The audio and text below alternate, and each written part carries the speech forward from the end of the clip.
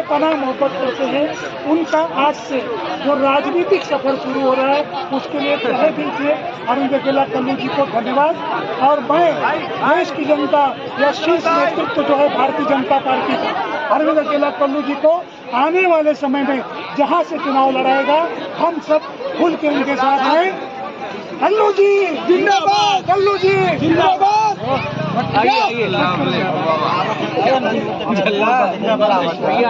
बोल नहीं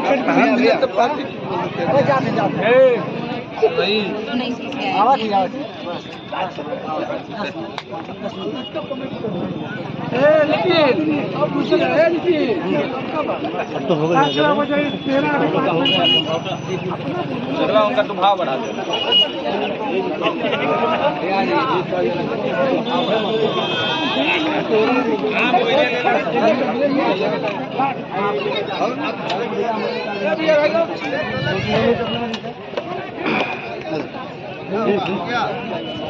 आ रहे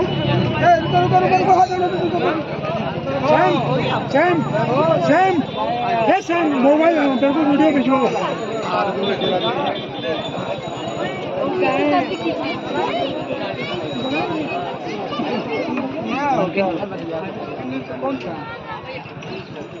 दीदी, दादा छोड़ के दीदी।